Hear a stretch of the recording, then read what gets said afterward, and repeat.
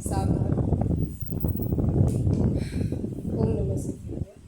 नमो अरिहन्ताणं नमो सिद्धाणं नमो आयर्याणं नमो वच्छायाणं नमो लोये सवसाहूणं। मङ्गलं भगवान् वीरो मङ्गलं गौतमो गणी मङ्गलं कुन्दकुन्दाद्यो जैनधर्मोऽस्तु मङ्गलं। सर्वमङ्गलमाङ्गल्यं सर्वकल्याणकारकं प्रधानं सर्वधर्माणां जैनं जयतु शासनं जैनं जयतु शासनं। तज्जयति परं ज्योति समं समस्तैरनन्तपर्यायै दर्पणतलैव सकला प्रतिफलति पदार्थमालिका यत्र परमागमस्य जीवं निशित्य जात्यन्तसिन्धुर्विधानं सकलनयविलसितानां विरोधमथनं नमाम्यनेकान्तम्।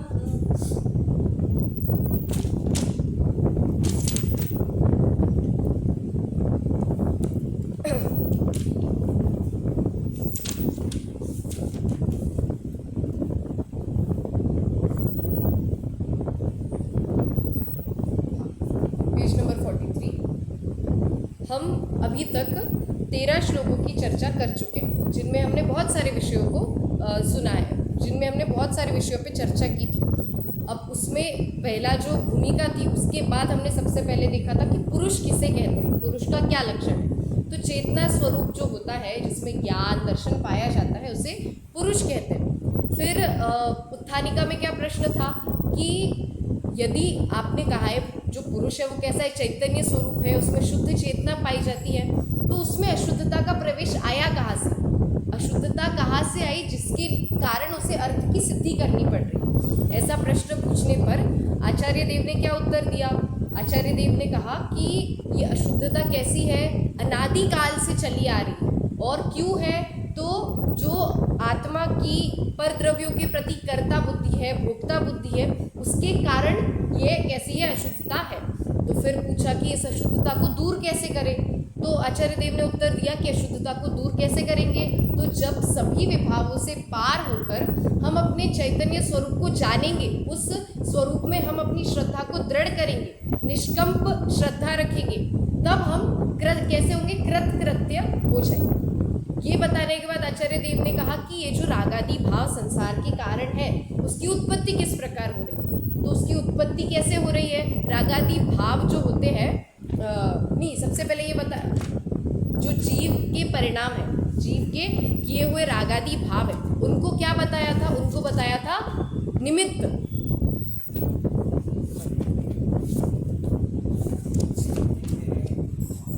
हाँ, दो जगह पर, मतलब पहले बताया था कि जो जीव के रागादि परिणामों का निमित्त पाकर, रागादि परिणामों को निमित्त कहा था, और जो द्रव्य कर्म का आश्रव हो रहा है, आश्रव पद, उनको क्या कहा था, नैमित्तिक। तो रागादि भावों के निमित्त से क्या हो रहा है, हमें कर्मों का आश्रव हो रहा है। फिर अगली गाथा में कहा कि ये रागादि भाव किस निमित्त से हो रहे हैं, तो जो पहले कर्म का उदय था, जो पूर्व कर्म हमने बांधे थे, उसके उदय के कारण क्या हो रहे हैं, अभी जो वर्तमान में रागादि है वो हो रहा है। तो दोनों के बीच में निमित्त नैमित्तिक संबंध बता दिया था कि अभी के रागादि के कारण आगे के कर्म बन रहे हैं, और अभी रागादि क्यों हो रहा है, तो पहले भाव किए थे, तो उन भावों में जो कर्म बांधा था उसका उदय अभी निमित्त बन रहा है। यहाँ तक हम चर्चा कर चुके हैं। अब देखिए आगे पेज नंबर 43 पे, इस संसार का मूल कारण बताते हैं, जिसका नाश होने पर पुरुषार्थ सिद्धि का उपाय बनता है। अब ये जो संसार है, अपने को क्या करना है कि निमित्त नैमित्तिक संबंध भी जाना, तो क्यों जाना है, सबसे वो उपाय क्या बताया था कि सभी विभावों से पार होना है। तो ये विभाव भाव जो है वो संसार का मूल कारण है, तो इनसे हमें होना है पार। तो उसका भी क्या उपाय है इनसे पार होने का, तो हमें पार होने के लिए सबसे पहले इनका मूल जानना जरूरी है कि ये उत्पन्न कहाँ से हो रहे हैं, ये संसार बन कहाँ से रहा है। तो संसार का मूल जानेंगे तो उसको नाश करने का सही उपाय भी कर पाएंगे, इसलिए यहाँ पे भी मूल बता रहे हैं। देखिए साथ में अपन गाथा पढ़ के फिर चर्चा करेंगे। एवमयं कर्म कृतैर्भावैरसमाहितोऽपि युक्त इव प्रतिभाति बालिशानां प्रतिभासः स खलु भव बीजम। क्या कह रहे हैं? इस प्रकार अन्वयार्थ देखिए, इस प्रकार यह आत्मा कर्मकृत रागादि अथवा शरीरादि भावों से संयुक्त न होने पर भी अज्ञानी जीवों को संयुक्त जैसा प्रतिभासित होता है और वह प्रतिभासी निश्चय से संसार का बीज रूप है। क्या कहा है इस गाथा में कि ये जो रागादि भाव हो रहे इसका निमित्त किसको कहा था? कर्म, जो पुराने कर्म थे उनका उदय निमित्त था। तो उनके उदय की वजह से हमें ये भाव हो रहे हैं। या फिर शरीर में भी जो क्रियाएं चल रही है मन वचन काई की, वो सारी क्रियाएं भी कैसी है? पर क्रियाएं हैं। अब ये सारी क्रियाओं, आत्मा में इनका कोई प्रवेश नहीं, मतलब आत्मा के ये स्वभाव नहीं है, आत्मा के निज भाव नहीं है। फिर भी जो व्यक्ति, जो जीव, कौन से जीव? अज्ञानी जीव, क्या मानेंगे उसको? ऐसा मानेंगे कि ये मेरे भाव है।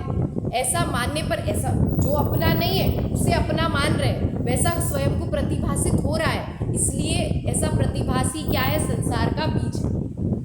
ऐसा फील करना, मतलब ये महसूस करना कि ये जो पर भाव है ये सब मेरे हैं, ये जो भावना है, ये जो अनुभव है, इसको ही क्या कहा है? संसार का मूल बीज कहा है।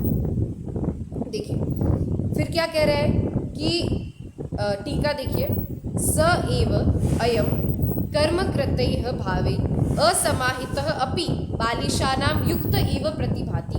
इस प्रकार यह आत्मा कर्म के द्वारा किए हुए नाना प्रकार के भावों से संयुक्त नहीं है, तो भी अज्ञानी जीवों को अपने अज्ञान से आत्मा कर्म जनित भावों से संयुक्त जैसा प्रतिभासित होता है। अब आत्मा में जो भी भाव हो रहे, अनेक प्रकार के जो भी विभाव भाव है, वो स्व से तो उत्पन्न नहीं हो रहे। ये पिछली गाथा की टीका में हमने देखा था, यदि स्व से उत्पन्न होते तो उन्हें स्वभाव कहना चाहिए था, और स्वभाव होता तो उनकी मिटाने का उपाय हम नहीं करते, इसलिए वो स्व से तो उत्पन्न नहीं हो रहे। तो किससे उत्पन्न हो रहे? कर्म से उत्पन्न हो रहे।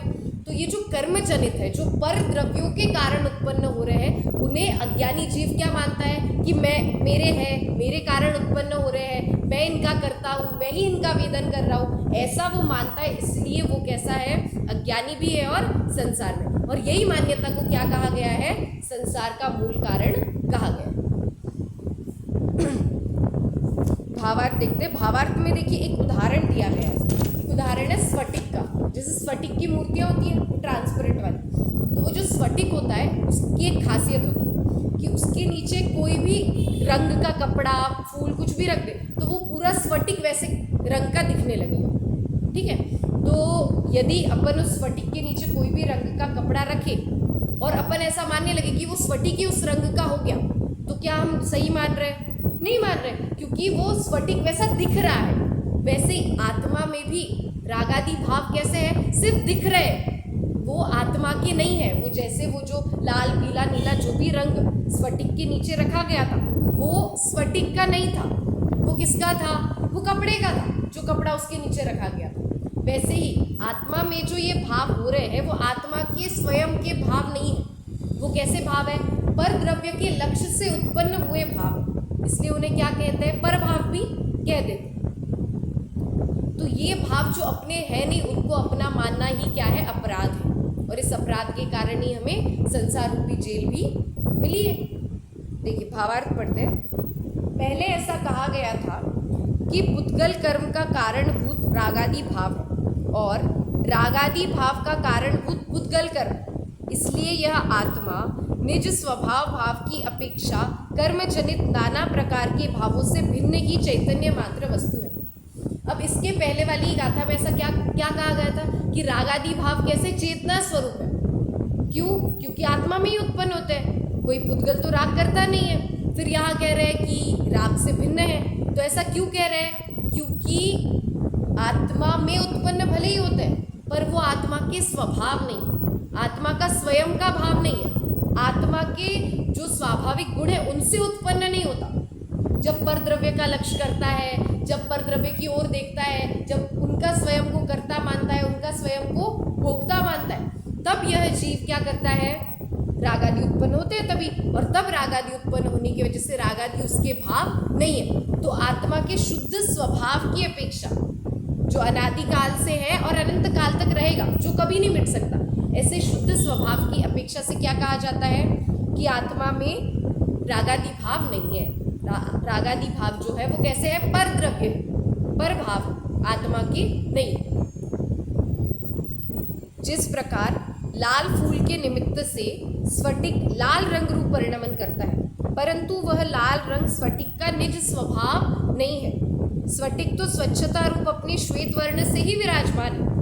लाल रंग है वह तो स्वरूप में प्रवेश किए बिना ऊपर ऊपर ही झलक मात्र दिखाई पड़ता है। वो स्फटिक में लाल रंग चला नहीं गया, सिर्फ ऊपर ऊपर हमें दिख रहा है कि लाल है, पर वो स्फटिक वास्तव में लाल हुआ नहीं है। तो कपड़ा हटा देंगे तो वापस स्फटिक वैसा का वैसा ही दिखेगा। वैसे ही रागादि भाव चले जाएंगे तो आत्मा तो वैसा का वैसा ही शुद्ध है। वहाँ रत्न का पारखी जौहरी तो ऐसा ही जानता है, परंतु अपारखी अपरीक्षक पुरुष को सत्य रूप व स्फटिक मणि की रक्तमणिवत लाल रंग के रूप में प्रतिभासित होता है। अब जो जीव ज्ञानी है, सम्यक ज्ञानी है, उनको तो आत्मा कैसा दिख रहा है, शुद्ध ही दिख रहा है, उनको शुद्ध आत्मा का ही अनुभव हो रहा है। पर जो अज्ञानी जीव है उन्हें क्या लगता है, वो ये सारे जो परभाव है उनमें अपनत्व कर बैठे, इसलिए उन सबको वो क्या मानते हैं, अपना मानते। जैसे वो जिसको रत्नों की परीक्षा नहीं है, जिसको पता नहीं है रत्न क्या है कैसा है, तो उसको लगेगा हाँ ये लाल कलर का रत्न है, ये पीले कलर का है, क्योंकि उसके नीचे रखा है, वो दिख भी वैसा ही रहा है, तो जो दिख रहा है उसको वो सच मान रहा है। पर जो जिसकी नज़र सच्ची होगी, जिसकी दृष्टि सम्यक हो गई होगी, वो क्या करेगा, उसकी दृष्टि में तो उसको आत्मा कैसा दिखेगा, शुद्ध ही दिखेगा।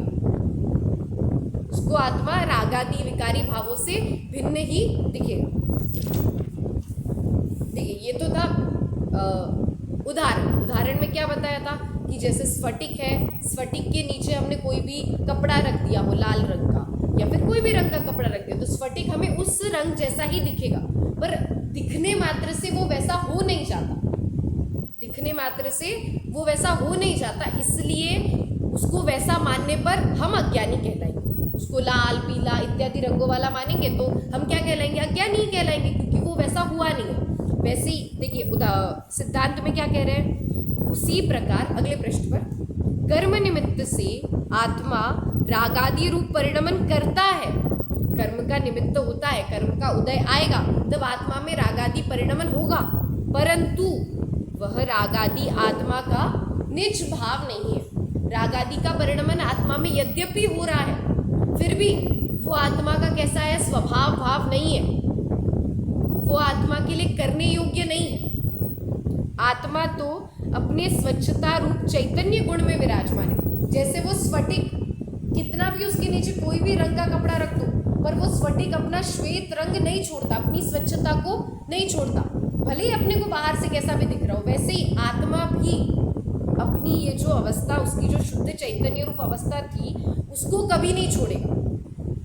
उसको बिना छोड़ी, उसमें जो अशुद्धता हमें बाहर से दिखाई दे रही है वो है, और उसे हटाने की भी आवश्यकता है, पर वो जो शुद्धता है वो वैसी की वैसी ही उसके अंदर है।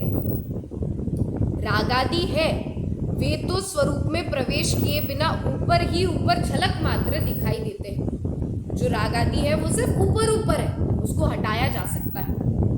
वहाँ ज्ञानी स्वरूप का परीक्षक तो ऐसे ही जानता है, परंतु अपरीक्षक पुरुषों को सत्य रूप अथवा वास्तव में वह आत्मा पुद्गल कर्मवत रागादि स्वरूप ही प्रतिभासित होता है। पर फिर भी अज्ञानी लोगों को कैसा प्रतिभासित होता है, आत्मा अशुद्ध ही अनुभव में आता है। ऐसा भले ही हम नहीं माने कि राग मेरा है, क्रोध मेरा है, पर हम जब क्रियाएं करते हैं तब ये सारी चीज़ें अपने आप अनुभव में आने लगती है, तो ये अनुभव ही क्या कहलाएगा, उसका कर्तृत्व और भोक्तृत्व। ठीक है, देखिए यहाँ एक प्रश्न पूछा है कि प्रश्न क्या पूछा है कि पहले तो क्या कहा था कि रागादि भाव कैसे जीवकृत है, और अब कह रहे हो कि रागादि भाव कैसे कर्मकृत है। गाथा में शब्द आया ना, एवं अयम कर्मकृत, ये भाव कैसे कर्मकृत है। पहले क्या कहा था, जीवकृतम परिणामम, 12वें श्लोक में कहा था जीव के किए हुए परिणाम है, और इस श्लोक में क्या कह रहे हैं, कर्मकृत परिणाम। तो ऐसा क्यों कहा, तो ये प्रश्न है, देखिए उत्तर क्या है। आपने ही तो, प्रश्न पढ़ते हैं पहले, आपने ही तो रागादि भावों को जीवकृत कहा था, अब यहाँ उन्हें कर्मकृत कैसे कह रहे हैं? तो उत्तर देखिए क्या उत्तर दे रहे हैं। रागादि भाव चेतना रूप है, अतः उसका कर्ता जीव ही है। क्या कह रहे हैं कि रागादि भाव जो है, राग द्वेष, होते किस में है? जीव में ही होते हैं। हमने देखा था उनमें संबंध है, सहचारी बना है। राग जीव के बिना होगा ही नहीं, जहाँ जीव होगा वही राग होगा। बिना जीव के राग द्वेष ये कोई भी भाव नहीं हो सकते। पर फिर भी इसलिए उसको कर्ता कहेंगे, क्योंकि भाव तो कौन कर रहा है? आत्मा। आत्मा ही राग रूप परिणमन कर रहा है, इसलिए कर्ता तो कौन है? ये जीव ही करता है। पर देखिए, परंतु यहाँ श्रद्धान करवाने के निमित्त मूलभूत जीव के शुद्ध स्वभाव की अपेक्षा से रागादि भाव कर्म के निमित्त से होते हैं, इसलिए कर्मकृत कहा है। क्या कहा है कि यहाँ तो हमें क्या करवाना है? आत्मा के सच्चे स्वरूप का श्रद्धान करवाना है। तो उस शुद्ध स्वरूप का श्रद्धान करवाने के लिए अब शुद्ध स्वरूप में रागादि का प्रवेश नहीं है, इसलिए उस रागादि को पर कहा। रागादि हमारे ऐसा श्रद्धान नहीं करना है, ऐसा श्रद्धान तो अनादिकाल से है ही कि राग मेरा है, द्वेष मेरा है, ये जितने भी बाहर के कुटुंब परिवार दिख रहे हैं सब मेरे, ऐसा श्रद्धान तो अनादिकाल से। ये श्रद्धान नहीं करवाना है, हमें किसका श्रद्धान करवाना है? उस शुद्ध स्वभाव का श्रद्धान करवाना है, जिसमें कर्म, नो कर्म, द्रव्य कर्म और यहाँ तक कि भाव कर्म का भी प्रवेश नहीं है। ऐसे स्वभाव का श्रद्धान करवाने के लिए अन्य जितने भी भाव थे उनसे क्या कह दिया कि इन सबसे कैसा है? भिन्न है। भिन्न है तो क्या कहा कि वो पर है। रागादि भाव आत्मा में ही होते हैं, आत्मा ही रागादि रूप परिणमन करता है, फिर भी उनको क्या कहा? पर, क्योंकि वो आत्मा के शुद्ध स्वभाव में नहीं, और हमें श्रद्धान किसका करना है? शुद्ध स्वभाव। ठीक है, इसलिए उन्हें क्या कहा? तब किसकी बात चल रही थी? तब निमित्त नैमित्तिक संबंध की चर्चा चल रही थी, इसलिए उसको क्या कहा? जीवकृत। ठीक है, जीव में ही हो रहा है इस अपेक्षा से। पर अब यहाँ कौन सी चर्चा है? यहाँ श्रद्धान की चर्चा है। हमें यहाँ पे क्या करवाना है? श्रद्धान करवाना है, इसलिए यहाँ क्या कहा? वो कर्मकृत है। ठीक है, देखिए यहाँ पे उदाहरण भी दिया है, जैसे किसी मनुष्य को भूत लगा हो, वह मनुष्य उस भूत के निमित्त से नाना प्रकार की विपरीत चेष्टाएं करता है। अब किसी व्यक्ति के ऊपर कोई किसी व्यंतर ने उस व्यक्ति के ऊपर वश कर लिया उस व्यक्ति को, तो वो अलग अलग चेष्टाएं करने लगता है, पागलों की जैसे, या फिर थोड़ी विपरीत, जो मनुष्य उचित नहीं है, ऐसी चेष्टाएं करने लगता है। तब भी क्या कह रहे हैं? उन चेष्टाओं का कर्ता तो वो मनुष्य ही है। कर दिख किस में रहा है? कि वो मनुष्य ही कूद रहा है, नीचे जा रहा है, यहाँ जा रहा है, कहीं गिर रहा है, कहीं चलते चलते बैठ गया, मतलब कुछ भी कर रहा है। तो ये सारे भाव करता हुआ तो कौन दिख रहा है? क्रियाएं करता हुआ वो मनुष्य ही दिख रहा है। पर फिर भी वो मनुष्य की चेष्टाएं, वो मनुष्य की चेष्टा मतलब क्रिया, वो क्रिया कैसी है? वो उसकी की हुई क्रिया नहीं है, उसकी स्वभाव क्रिया नहीं है। वो जब व्यंतर उसके ऊपर नहीं था तब वो ऐसी क्रियाएं कर रहा था क्या? नहीं कर रहा था, तो उसकी निज क्रिया तो वो नहीं है, पर वो किसी कारणवश वैसी क्रियाएं कर रहा है। वैसे ही ये रागादि जो भाव है वो आत्मा की निज क्रियाएं नहीं है, वो स्वभाव भाव नहीं है, किसी कारणवश। किस कारणवश? तो कर्म के कारणवश वो ऐसी क्रियाएं कर रहा है, पर आत्मा तो उन क्रियाओं से कैसा है? सदा ही भिन्न है। उसी प्रकार यह जीव कर्म के निमित्त से नाना प्रकार विपरीत भावों रूप परिणमन करता है।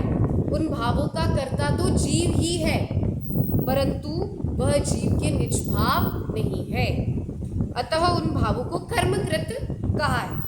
अथवा कर्मकृत जो नाना प्रकार की पर्याय, वर्ण, गंध, रस, स्पर्श, कर्म, नो कर्म, देव, नारक, मनुष्य, तिर्यन, शरीर, सहनन, संस्थान आदि भेद, अथवा पुत्र, मित्र, मकान, धन, धान्यादि भेद, इन सब से शुद्धात्मा प्रत्यक्ष भिन्न ही है। कितनी सारी चीजें गई, जितनी जितनी चीजों को हम अपना मानते थे, प्रत्येक एक चीज, नो कर्म में तो सारी ये चीजें आ गई, शरीर, कुटुंब, घर, परिवार, बेटा बेटी, माँ बाप, सब कुछ। ठीक है, फिर उसके बाद द्रव्य कर्म, मतलब जो कर्मों का हम आश्रव बंद कर चुके, जो हमारी सत्ता में पड़े हैं, ये सारे कर्मों से भी कैसे है? भिन्न है। और तो और जो आत्मा में ही उत्पन्न होते हैं, आत्मा में ही उत्पन्न होते हैं, पर कैसे है? विभाव, पर द्रव्य के लक्ष्य से उत्पन्न होते हैं। ये जो हम 9 कर्मों में इष्ट अनिष्ट बुद्धि करते हैं, उसकी वजह से ये भाव उत्पन्न हुए ना। तो ये जो भाव उत्पन्न हुए, इनको भी क्या कह दिया? पर। सब भिन्न है आत्मा से, शुद्धात्मा से सब कैसे है? सर्वथा भिन्न ही है। एक और उदाहरण देते, देखिए एक और उदाहरण है कि जैसे कोई व्यक्ति एक झोपड़ी में बैठा हो और झोपड़ी में बैठकर क्या करे? ऐसा ध्यान लगाए कि भैंस का ध्यान लगाए, कि खुद को भैंस मानने लगे, ध्यान कर करके खुद को ऐसा माने कि मैं बहुत ऊंचा, बहुत लंबा, बहुत चौड़ा भैंस हूँ। ठीक है, भैंस होती है, तो ऐसा माने और उस झोपड़ी के अंदर बैठे और ये माने कि मैं बहुत बड़ा हूँ, मैं बहुत लंबा हूँ, और ऐसा मानकर वो झोपड़ी, और फिर वो सोचे मैं झोपड़ी के बाहर कैसे निकलूँ, तो काम चलेगा क्या? उसने ध्यान तो किया, पर वो सच में वैसा हो गया क्या? नहीं। वैसे ही हम भी क्या मानते आ रहे हैं कि ये जो शरीर है ये मेरा है, ये मम्मी पापा मेरे हैं, ये बेटा मेरा है, ये बेटी मेरी है, ये पोता मेरा, ये सारी ये जो अपनी मान्यता है ये हम मान बैठे हैं केवल उस व्यक्ति जैसे जिसने क्या माना है कि मैं भैंस हूँ। वैसे हमने क्या माना है? मैं शरीर रूप हूँ, मैं लड़की हूँ, मैं लड़का हूँ, ऐसा हमने माना है। तो ये हमारी मान्यता के कारण हम उस शुद्ध आत्मा तक पहुँच नहीं पा रहे। जैसे वो जीव उस झोपड़ी के बाहर नहीं निकल पा रहा है ना, क्योंकि उसने ये मान लिया है कि क्या मान लिया है कि मैं निकल ही नहीं सकता। जैसे एक उदाहरण आता है साइकोलॉजी में, एक पाइक फिश इफेक्ट नाम का एक उदाहरण है। इसमें एक पाइक नाम की मछली होती है। ये मछली कैसी? मांसाहारी मछली। तो उस मछली को एक फिश टैंक में रख देते हैं और उसको जैसे ही मछलियाँ दिखती है ना छोटी छोटी, वो उन्हीं को खाता है। तो क्या करते हैं कि बहुत सारी मछलियाँ रख देते हैं एक साइड में और बीच में कांच डाल देते हैं। उस फिश टैंक के बीच में एक कांच डाल देते हैं और वो मछली जो बड़ी मछली थी वो जब जब उन छोटी मछलियों के पास जाती तो उस कांच से टकरा जाता। तो क्या होता कि उसको बार बार लगती, अपने उसको नाक पे लगती जाती, तो वो उसको बहुत दुखता। वो बहुत कोशिश करी, फिर थक के हार गया और हार के वो उधर बैठ गया एक कोने में कि अब कुछ नहीं करना। फिर थोड़ी देर बाद जो साइंटिस्ट थे उन्होंने क्या किया कि वो कांच था ना, वो कांच को निकाल दिया और वो जो छोटी छोटी मछलियाँ थी उस बड़ी मछली के आजू बाजू में घूमने लगी। फिर भी वो बड़ी मछली कोशिश नहीं करती कि मैं इनको खाऊं, क्योंकि वो क्या मान चुका है, वो बड़ी मछली जो थी वो क्या मान चुकी है कि मैं खा ही नहीं सकता है, खा ही नहीं सकती। ऐसी उसकी मान्यता बैठ गई दिमाग में। इस मान्यता के कारण वो भूखी ही मर जाती है। वो उसके आजू बाजू में खाना था फिर भी वो कैसे मर जाती है? भूखी। भूख के कारण ही उसका मरण होता है।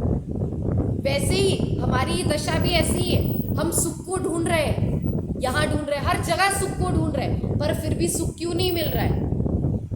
क्योंकि हमारी मान्यता कैसे, हमने एक बार कोशिश की होगी सुख प्राप्त करने की, 2 बार कोशिश की होगी, अब हम कोशिश हमारी गलत ही चल रही थी तो हम कोशिश करते करते थक गए। अब हमारी मान्यता में क्या बैठा है? हम तो मिथ्या दृष्टि है, हम तो इस मिथ्यात्व से कैसे निकलेंगे, कितनी मुश्किल बात है। ये हमारी ऐसी मान्यता बैठी है और हम कोशिश ही नहीं कर रहे। तो ये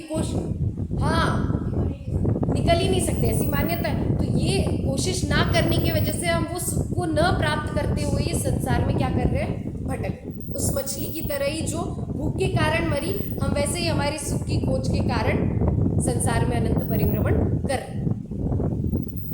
देखिए फिर क्या लिख रहे? उसी प्रकार यह जीव मोह के निमित्त से अपने को वर्णादि स्वरूप मानकर देवादि पर्यायों में अपनत्व मानता है। किसके निमित्त से? मोह है हमारे पास, इतना हमें हर चीज से मोह है। जो हमारी है उससे भी मोह है, जो हमारी नहीं है उससे भी मोह है। हर चीज से हमें मोह है। किसी से राग रूप मोह है, किसी से द्वेष रूप मोह है, से अलग अलग प्रकार के मोह है। उसके कारण जितनी भी चीजें जो हमारी नहीं है उसमें हमें क्या लगता है? ये भी हमारी, सबको हम अपना मानते हैं। यदि न माने तो अमूर्तिक शुद्धात्मा तो आप बना ही बैठा है, और यदि ये शरीर आदि को अपना नहीं माने तो अंदर शुद्धात्मा तो कोई वैसा का वैसा ही है। उसमें आज तक एक भी राग ने, एक भी द्वेष के भाव ने प्रवेश किया ही नहीं, वैसा ही वो शुद्ध है। उसको आज तक किसी ने छुआ ही नहीं, इतना शुद्ध है। और नहीं माने स्वयं को शरीर आदि रूप तो है तो शुद्ध ही, तो शुद्ध माने। या तो शुद्धात्मा मान सकता है या तो शरीर आदि रूप मानता है। तो शरीरादि रूप ही मान रहे हैं हम लोग, उसको छोड़ के हमें क्या मानना है कि हम कैसे हैं, शुद्धात्मा ही है। इस प्रकार यह आत्मा कर्म जनित रागादिक अथवा वर्णादिक भाव से सदाकाल भिन्न है। तदुक्तम कहा भी है, देखिए क्या कहा है, वर्णाद्यावा राग मोहादयो वा भिन्ना भावा सर्व एवास्य पुंसः, मतलब कि जो रागादि और वर्णादि मोहादि ये सारे भाव है, ये कैसे भिन्न है पुरुष से। ये जो पुरुष, कौन पुरुष, जिसकी अर्थ की सिद्धि का उपाय इस ग्रंथ में बता रहे हैं, वो पुरुष, वो चैतन्य स्वरूप शुद्धात्मा जो हम सबके अंदर विराजमान है, ठीक है। ऐसा शुद्धात्मा जो है वो कैसा है, समस्त प्रकार के वर्णादि से, रागादि से, मोह से, सबसे कैसा है, सर्वथा भिन्न है। तो भी अज्ञानी जीवों को आत्मा कर्म जनित भावों से संयुक्त प्रतिभासित होता है। खलु सह प्रतिभासः भव बीजम, निश्चय से प्रतिभास ही संसार का बीजभूत मूल है। तो संसार का मूल, जिस पर ये संसार का वृक्ष, संसार रूपी वृक्ष खड़ा है, इतना बड़ा, कितना बड़ा है संसार रूपी वृक्ष, यदि सम्यक तो प्राप्त नहीं किया तो कितना अनंत, तो इतना बड़ा संसार रूपी वृक्ष हमारे सामने खड़ा है, तो उसका बीज क्या है, तो ये प्रतिभास। प्रतिभास मतलब ये अनुभव, ये वेदन, कैसा वेदन, कैसा वेदन कि ये जो राग भाव है ये मेरा है, ये जो जितनी भी संपदा, धन धान्य, पुरुष, स्त्री, पुत्र, जितना भी सब दिख रहा है ये सब मेरा, ये जो वेदन, ये जो प्रतिभास है, ये जो मान्यता, ये क्या है, संसार का बीज है, इसी के ऊपर संसार खड़ा। यदि ये मान्यता तोड़ दे तो कितना समय लगेगा इस बीज को खत्म होने में, इस वृक्ष को टूटने में, अधिक से अधिक अर्धभुतगल परावर्तन। संसार को खत्म होने में तो अधिक से अधिक कितना लगेगा, अर्धभुतगल परावर्तन ही लगेगा, बस इतना ही। अनंत संसार के सामने तो ये अर्धभुतगल परावर्तन बहुत कम है। इसलिए सबसे पहले क्या करना है, इस संसार के मूलभूत कारण को हमें खत्म करना है। क्या है मूलभूत कारण, ये मिथ्या प्रतिभास, मिथ्या मान्यता, इसको खत्म कर। जैसे समस्त वृक्षों का मूलभूत बीज है, वैसे ही अनंत संसार का मूल कारण कर्म जनित भावों को अपना मानना है। देखिए हाईलाइट भी किया ये लाइन, क्या है, अनंत संसार का मूल कारण क्या है, कर्म जनित भावों को अपना मानना। जो भाव अपने है ही नहीं, ना अपन ने उत्पन्न किए, ना अपनी वजह से उत्पन्न हुए, ऐसे भावों को अपना मानना क्या है, संसार का मूल, अनंत संसार का मूल कारण। ऐसी जब तक मान्यता रहेगी तब तक हमारा संसार, तो हम संसार से पार नहीं हो सकते। क्या कहा था उस गाथा में, जहाँ पे हमें पुरुषार्थ सिद्धि की विधि बता रहे थे, उस गाथा में कहा था कि सभी विभावों से पार होकर अपने चैतन्य स्वरूप में निष्कंप अचल परिणमन करना, ये उपाय है। तो ऐसा परिणमन करने के लिए हमें क्या करना होगा, तो एक स्टेप आगे जाके और बता रहे, ऐसा परिणमन करने के लिए, विभावों से दूर होने के लिए पहले विभावों को पर मानना पड़ेगा। ऐसे विभावों से दूर नहीं होंगे, पहले मान्यता में दूर करना पड़ेगा, फिर उससे हम क्रियाओं में भी दूर हो पाएंगे। तो पहले ये जो रागादि भाव है उन्हें क्या मानना पड़ेगा, स्वयं से भिन्न मानना पड़ेगा।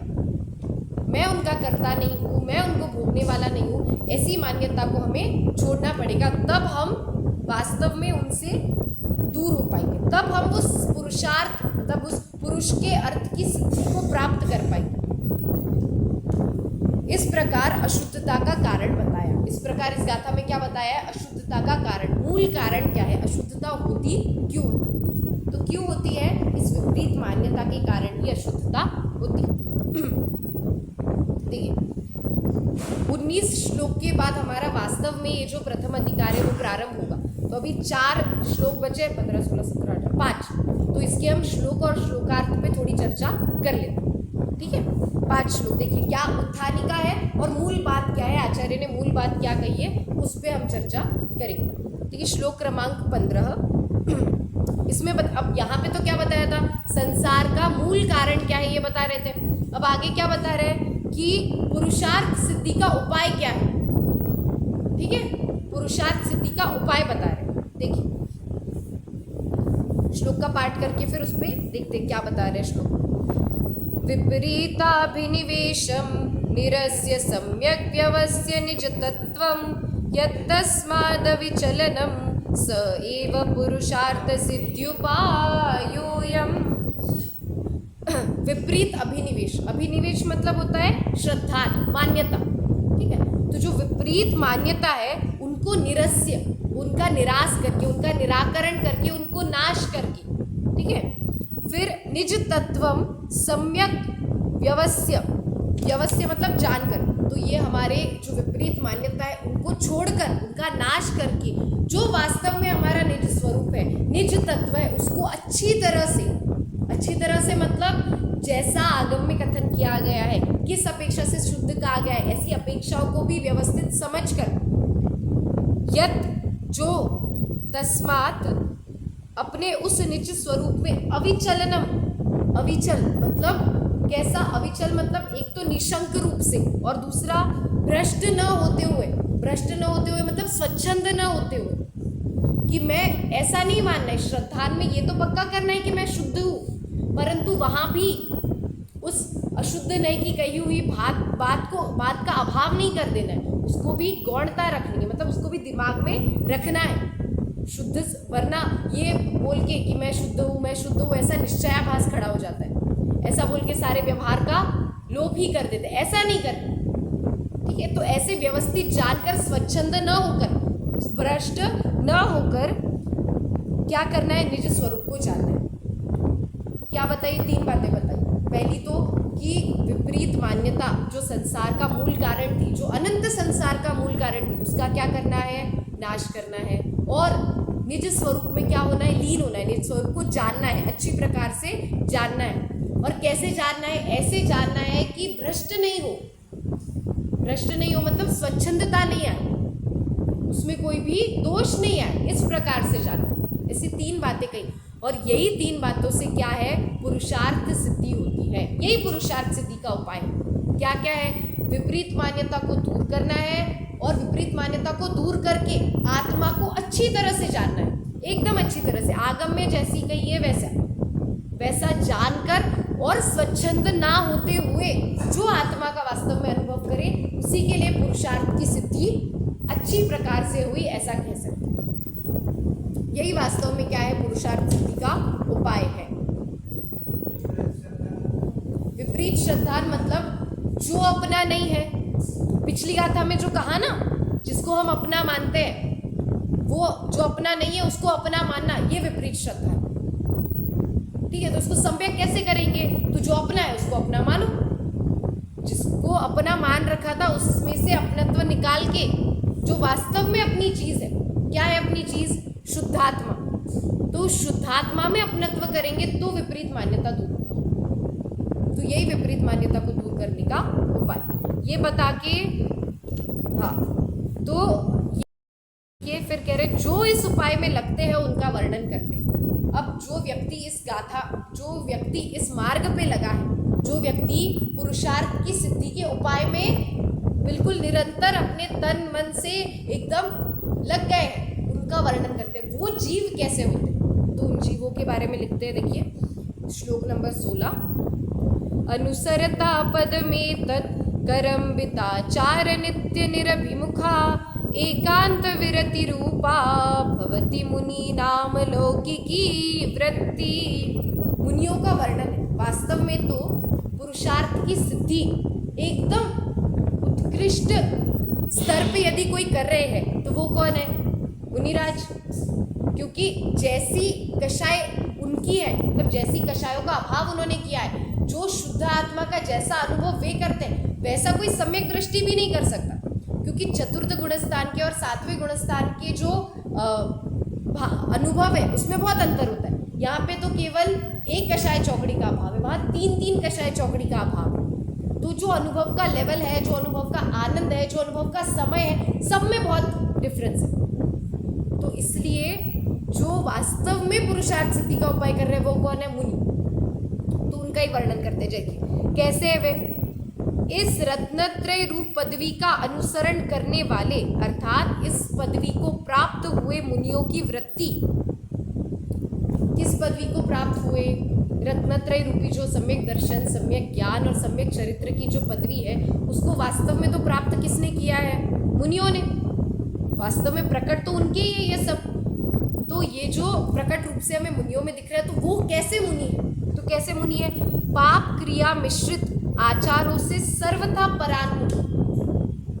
जैसी भी पाप की क्रियाएं हो, जो भी पाप की क्रिया है उससे मिश्रित आचार, आचार मतलब आचरण, ठीक है? तो पाप क्रियाओं से संयुक्त जितना भी आचरण है उन सब से कैसे सर्वथा रहित है, उन सब की ओर उनकी दृष्टि ही नहीं है, उनके दिमाग में पाप करने का विचार तक नहीं आता।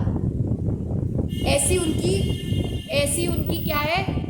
चर्या है, ऐसा उनका आचरण है कि उनके मन में कोई भी पाप करने तक का भी आचरण, पाप करने तक का भी विकल्प नहीं आता। तो क्रियाओं से तो कहाँ ही करेंगे, विकल्प ही नहीं आता। तो और दूसरी बात, वो पुण्य को उपादेय भी नहीं मानते। यद्यपि वो शुभ भाव रूप क्रियाएं उनके साथ होती रहती है। जब शुद्ध भावों में नहीं रहते तब नीचे उतर के शुभ भाव होते रहते, फिर भी वो उसको ऐसा नहीं मानते कि ये अच्छा है।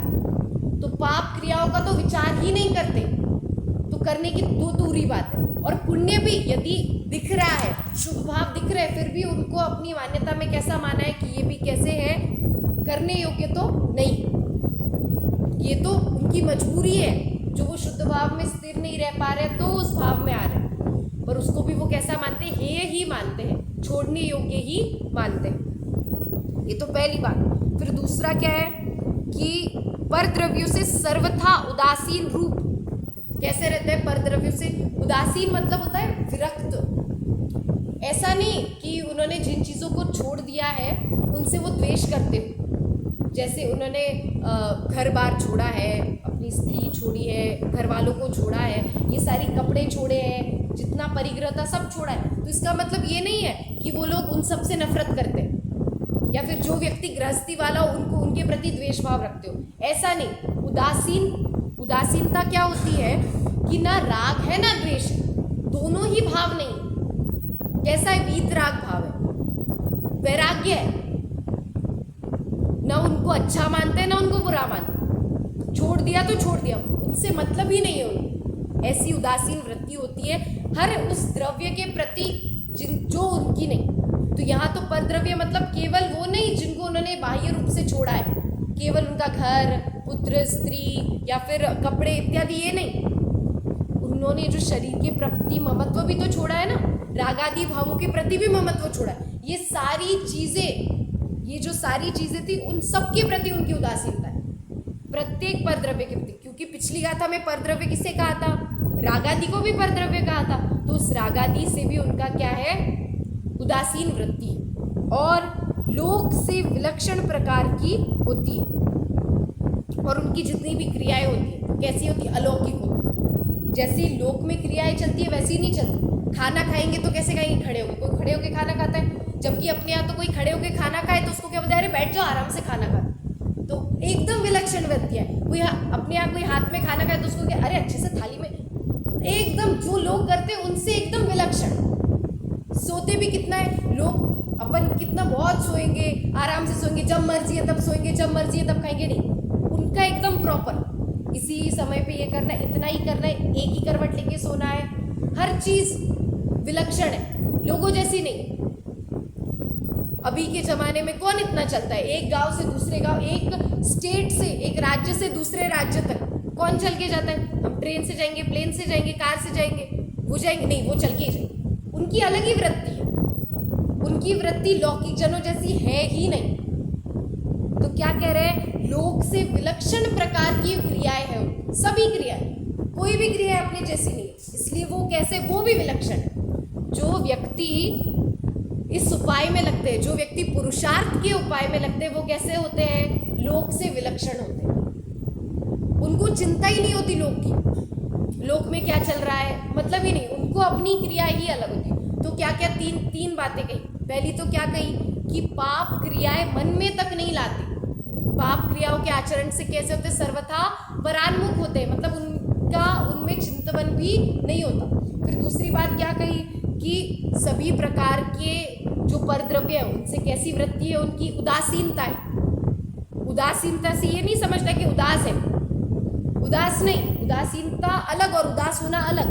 तो उदासीनता मतलब वैराग्य, ना राग ना द्वेष, ना खुशी ना दुख, ऐसी भावना है उनकी परद्रव्यों के प्रति। और तीसरा क्या है कि लोक से सर्वथा कैसी वृत्ति है, विलक्षण, ऐसी उनकी वृत्ति होती है जो इस मार्ग में लगते हैं। ठीक है, तो ऐसे ऐसे मुनि ही वास्तव में क्या है, उस मोक्ष मार्ग पर चलते हुए हैं। ठीक है, फिर इसके बाद देखिए 17वें श्लोक में क्या कहते हैं, उपदेश देने का क्रम बताते हैं।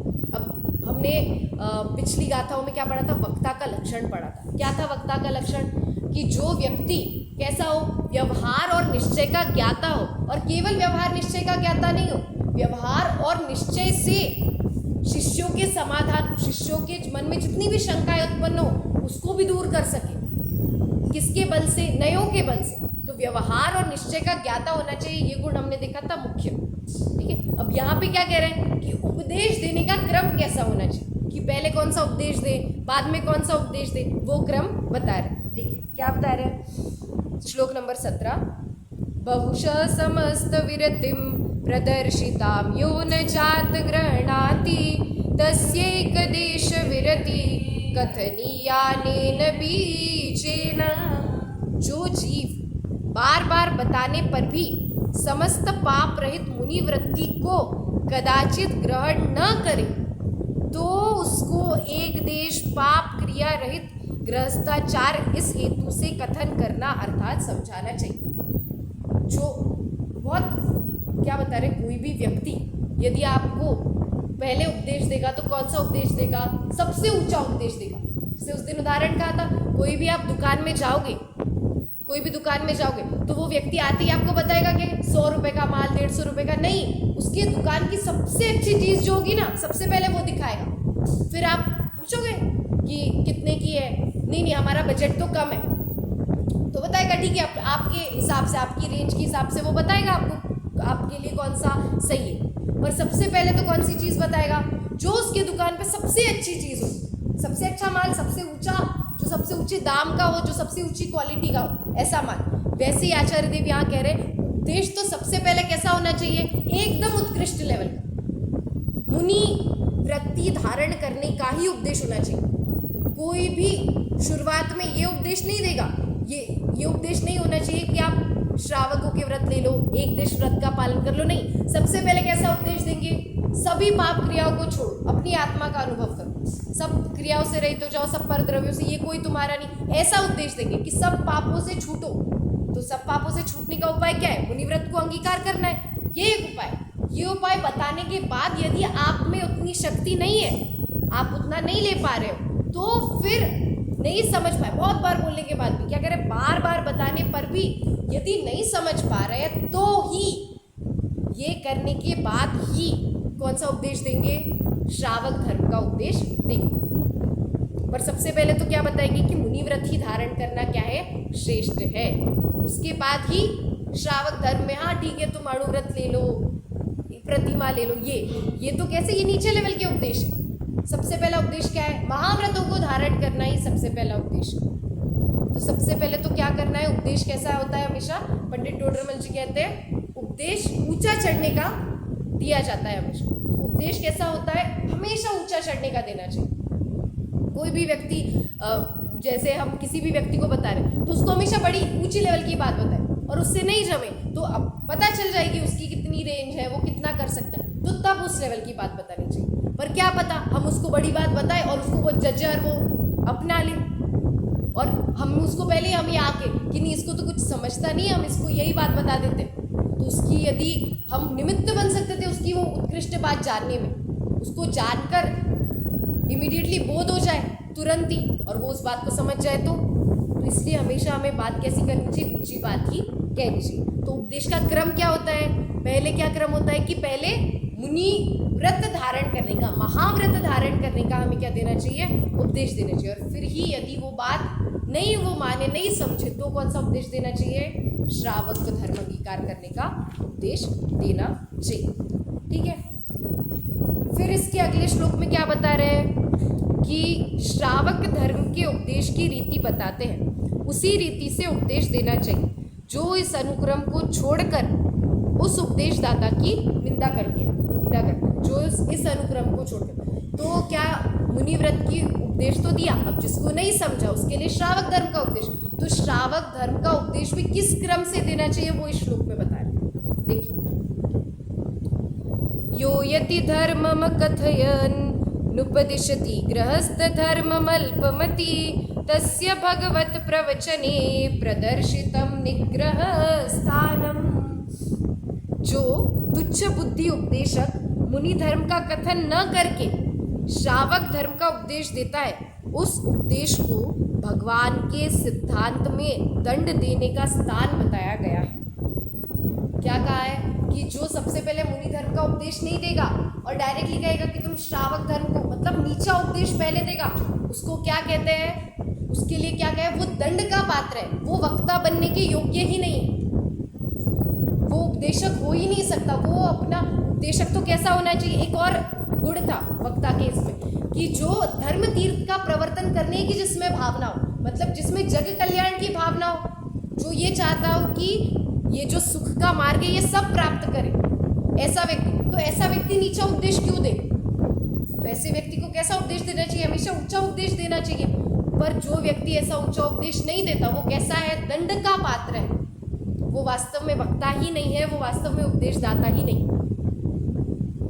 देखिए भावार्थ में देखिए क्या कह रहे हैं, जो उपदेशक पहले यतीश्वर के धर्म का तो उपदेश न सुनाए अपितु प्रथम ही श्रावक धर्म का व्याख्यान करे, तो उस उपदेशक को जिन मत में प्रायश्चित रूप दंड का पात्र का, उसको क्या करना चाहिए? प्रायश्चित करना चाहिए कि ऐसा उपदेश उसको नहीं देना चाहिए। उसको हमेशा उपदेश पहले तो कैसा उपदेश देना चाहिए? उत्कृष्ट। इसलिए आचार्य देव ने भी जब अशुद्धता दूर करने का उपाय बताया तब सबसे उत्कृष्ट बात बताई। क्या थी सबसे उत्कृष्ट बात? कृतकृत्य हो जाओ, सभी विभावों से पार होकर अपने निष्कंप चैतन्य स्वरूप को प्राप्त करके कैसे हो जाओ? कृतकृत्य हो जाओ। ये सबसे उत्कृष्ट बात उन्होंने कह दी। अब आगे वो श्रावक धर्म का कथन करेंगे, ठीक है। देखिए अब अंतिम श्लोक, इसके बाद तो वास्तव में प्रथम अधिकार प्रारंभ होगा, इसके बाद श्रावक धर्म का व्याख्यान प्रारंभ होगा। तो ये इस अधिकार का अंतिम श्लोक, जिसे हम पीठिका का, भूमिका का अंतिम श्लोक, श्लोक नंबर 19। उपदेशक को दंड देने का कारण क्या है? ऐसा क्या कारण है जिस वजह से आप ऐसे उपदेशक को दंड दे रहे हो? तो कारण बताते हैं, अक्रम कथनेन यतः प्रोत्साहमानोति दूरमपि शिष्यः अपदेपि संप्रतृप्तः प्रतारितो भवति तेन दुर्मतिना। जिस कारण से उस दुर्बुद्धि के क्रम भंग कथन रूप उपदेश करने से अत्यंत दूर अर्थात अत्याधिक उत्साहवान होने पर भी शिष्य तुच्छ स्थान में ही संतुष्ट होकर ठगाया जाता है। यही बात अभी मैंने कही थी कि जो व्यक्ति धर्म सुनने को आया है, बहुत ही उत्साह से आया है, क्या पता ऊंची बात सुनकर उसके मन को सच में अच्छी लग जाए, सच में वो बात सुनते ही उसको निमित्त मिल जाए वो, और वही पांचों समवाय मिलते ही वो कार्य तो हो ही जाएगा। तो वो निमित्त मिल जाए और वो बात सुनकर वो ले ले तुरंत ही मुनिव्रत। तो और आपने क्या बता दिया उसको कि नहीं तुम तो अणुव्रत लो, तुम तो अभी बहुत नीची भूमिका, अभी तो मंदिर आओ, स्वाध्याय करो, ऐसी बात बता दी, तो वो तो उसी में संतुष्ट हो जाएगा ना। और उसकी भूमिका तो कैसी थी? उसको तो वो बहुत उत्साहवान था, उसको तो उच्च उपदेश सुनने की। इसलिए सबसे पहले कैसा उपदेश बताना चाहिए? उच्च ही उपदेश दिया जाना चाहिए।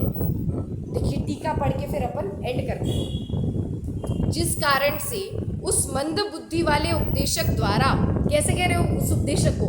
जो नीचा उपदेश देता है वो कैसा उपदेशक है? मंद बुद्धि वाला है। अनुक्रम को छोड़कर कथन करने से सुनने वाला शिष्य ठगाया जाता है। शिष्य जो होता है ना, ऐसे वक्ता के द्वारा ठगाया जाता है जो नीचा उपदेश देता है। पहले ही श्रावक धर्म का उपदेश सुनकर शिष्य क्यों ठगाया जाता है? उसका कारण कहते हैं, अत्यंत दूर तक जाने के लिए उत्साहित हुआ था तो भी अपद जो तुच्छ स्थान उसमें ही संतुष्ट हुआ।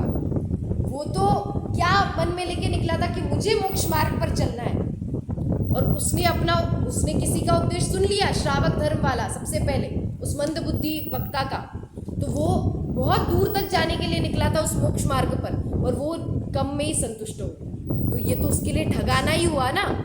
अब मैं खरीदने निकली थी बहुत महंगी और बहुत अच्छी क्वालिटी का कपड़ा, पर उस व्यक्ति ने समझ लिया कि मैं उस लेवल की हुई नहीं और उसने मुझे कम दिखाया और मैं उसी में संतुष्ट हो गई और वही ले लिया, तो मैं तो ठगाई गई ना।